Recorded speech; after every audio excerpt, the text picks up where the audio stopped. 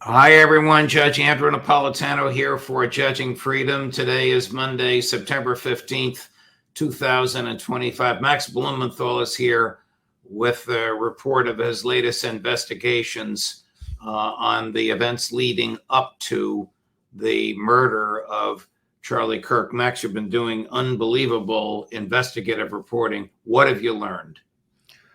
Well, following my September 12th report, which provided background about the pressure, the mounting pressure that Charlie Kirk was under from pro-Israel forces, from Netanyahu's cutouts in the United States, I gathered more details. The piece, it hit like a sledgehammer. It really caused a lot of, I think it spoke for a lot of people, particularly within the conservative movement, which is changing among the youth on the question of Israel.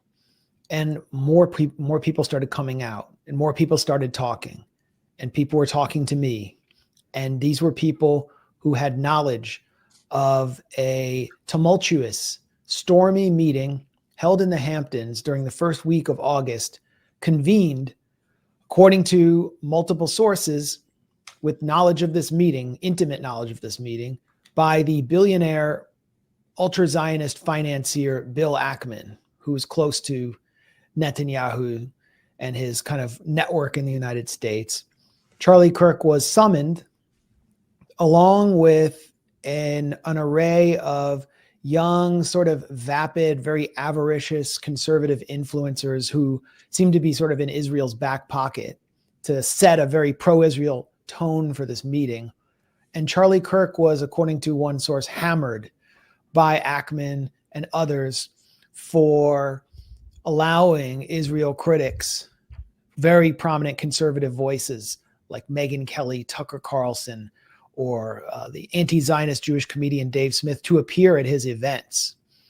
And actually, Charlie Kirk was planning to host many of these same figures again in December, and he had just added to his TPUSA major, I think it's called America Fest in December, the premier critic of Israel in Congress.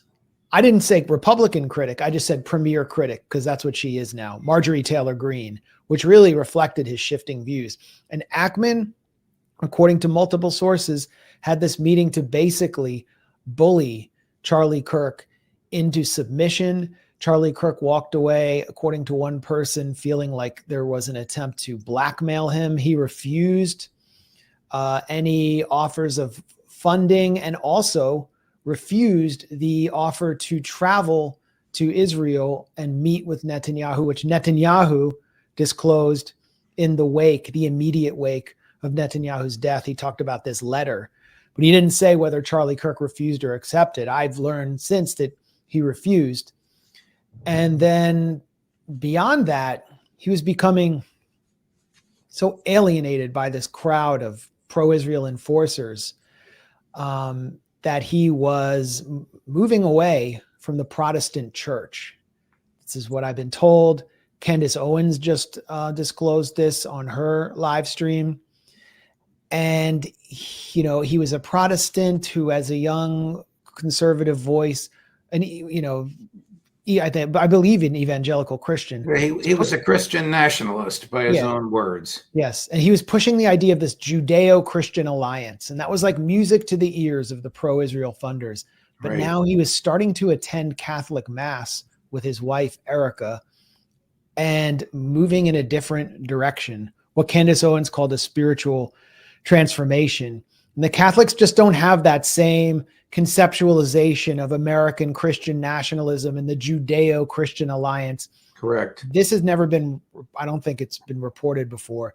So he was undergoing a transformation, a singular figure in the Trump world, unreplaceable, sort of a unique figure in that world.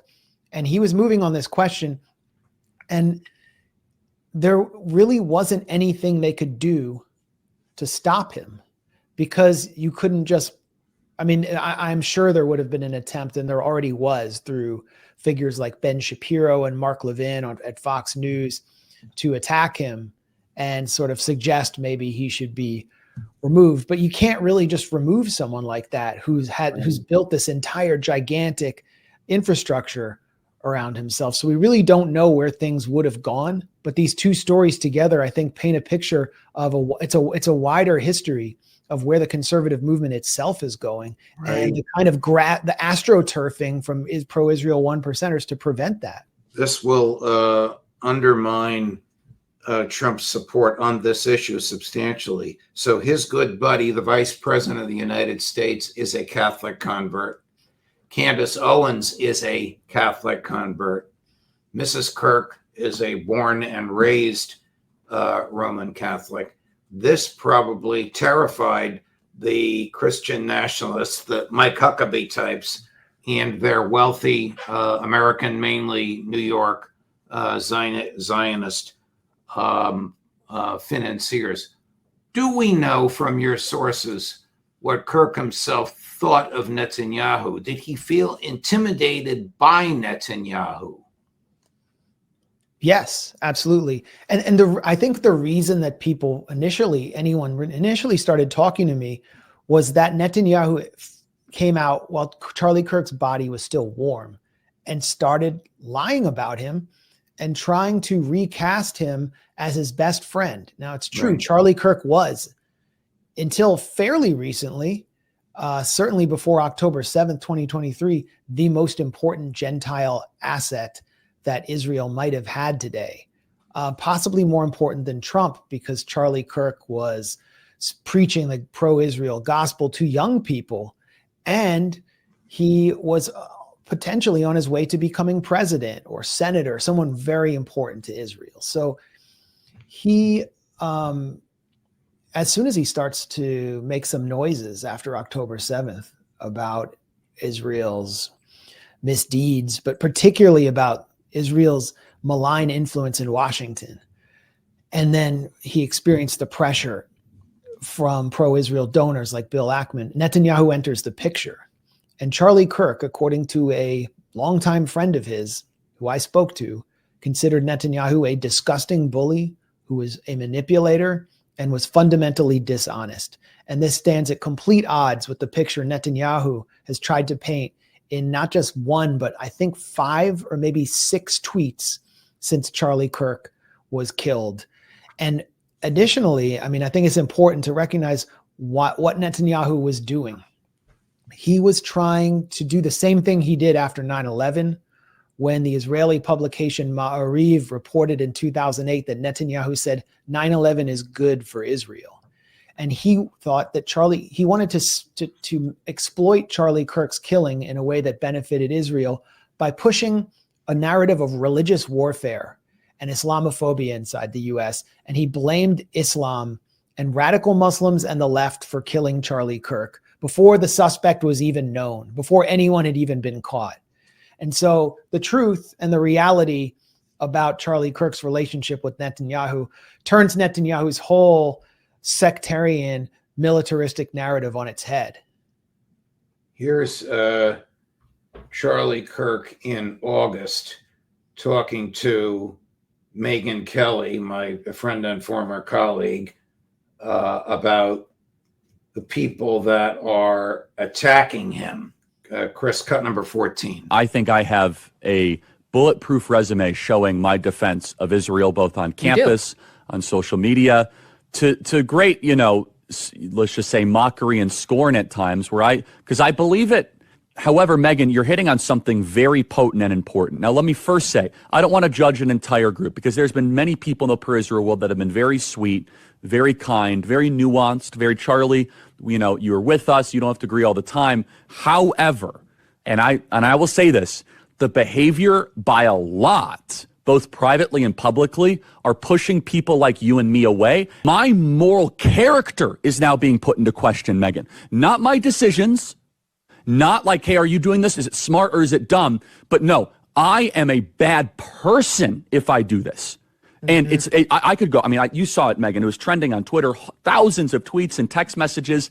And if I were to be charitable and generous, I will say the people that are attacking me are in a hyper paranoid state because they're at war, and war tends to make things black and white, and you're a hammer looking for a nail. So I'm trying to be charitable, Megan. Literally, I'm trying to cut as much slack as I can, right? I have less ability sometimes online to criticize the Israeli government without backlash than actual Israelis do. And that's really, really weird, isn't it, Megan? That's not right. Personality types like you, myself, and Tucker, the more that you guys privately and publicly call our character into question, which is not isolated, right? Megan, it would be one thing if it was one text or two texts. It is dozens of texts.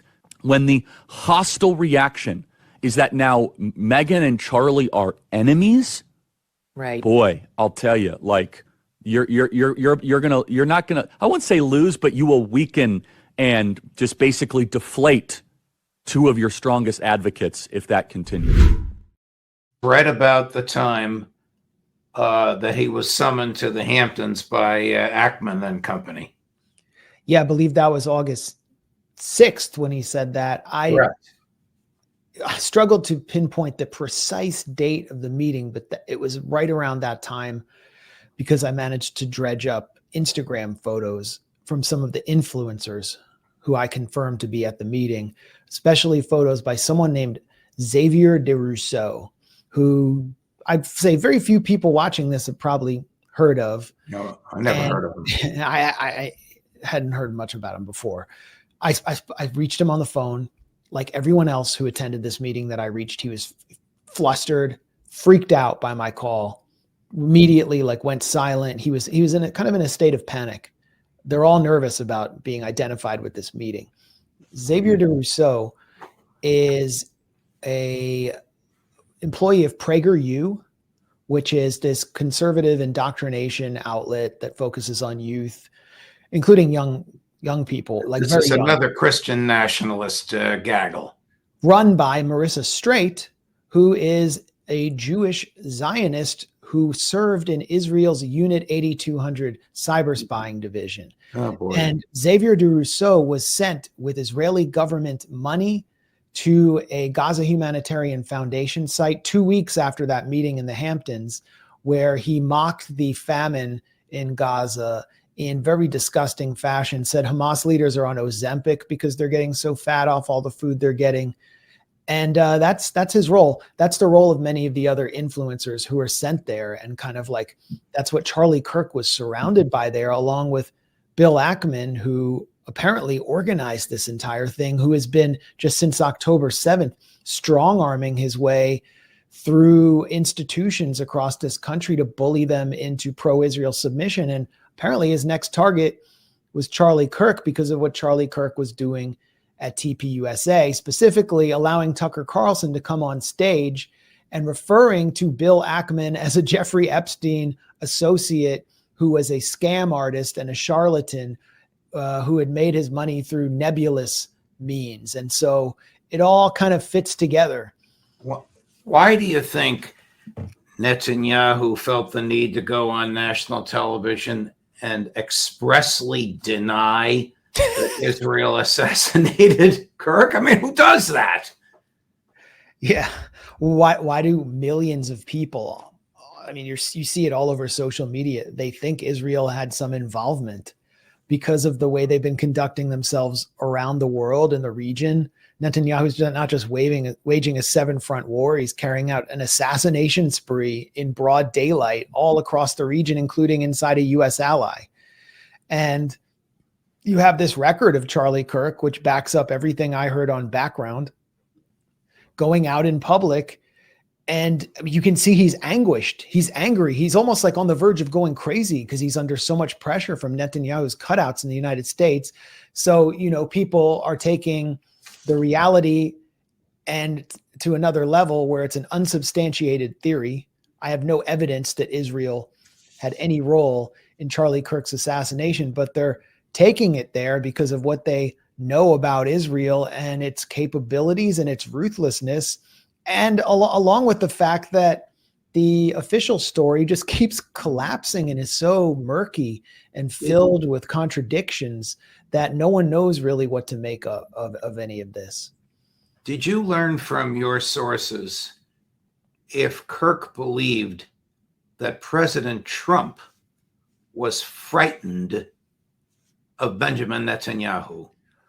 Well, I don't know what Kirk thought, and I've never met him, even though I've been following him for about 10 years.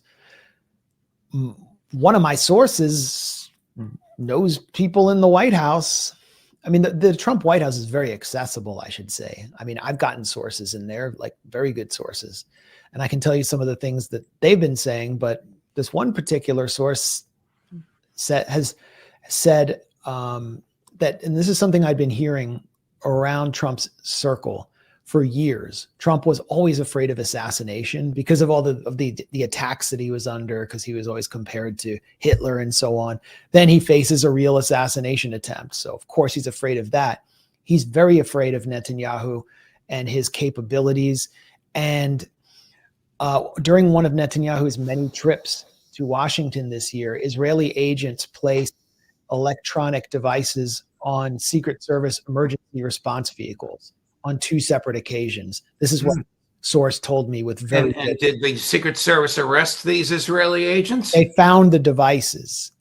And this is what I was told by a Trump insider.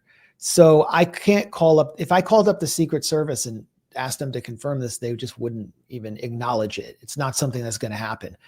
But there's a precedent there. The precedent is in 2019, 3 high-ranking former U.S. officials told Politico that Israel had done the exact same thing, placing Stingray cell phone surveillance devices around the White House and in sensitive locations throughout Washington to surveil Donald Trump's phone communications. Now, who would get access to those locations, first of all? You can't just send, Shlomo Mossad up in there. He's not going to get access. But Benjamin Netanyahu has access, and his own security team. And actually, in 2017, Boris Johnson, the former Israeli prime minister, wrote in his memoir that Netanyahu went into his personal toilet and left a surveillance device, a listening device, that British security, his personal security, found a listening device after Netanyahu used his personal toilet. This was reported in the Telegraph, the British Telegraph, which is a pro-Israel publication. So I would have just dismissed this, but there's just such a strong precedent there. And it frightens people inside the White House when you have this foreign intelligence agency, which is carrying out a genocide, which can basically funds your campaigns through cutouts like Miriam Adelson. Netanyahu is calling it into the White House, demanding personnel changes all the time. That's what I've heard.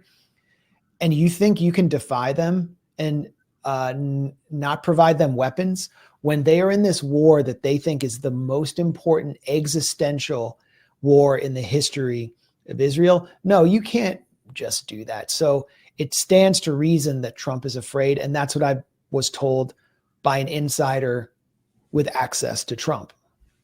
You think more is going to come out on all this? I mean, you've been researching this since Charlie was murdered for 4 days now.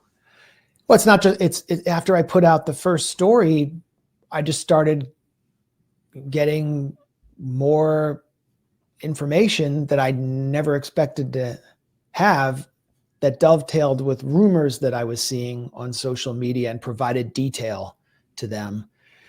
And this, I think, is kind of just, it's a history about this U.S.-Israel special relationship that's being uncovered right now that shows just how it's collapsed, is completely collapsed. Because I think when you lose Charlie Kirk, I don't mean physically, but when they lost him politically, or if they lost him politically and he starts refusing your funding, refusing Netanyahu's offer to fund his organization to the hilt, which was what I told he did, then you've lost the game.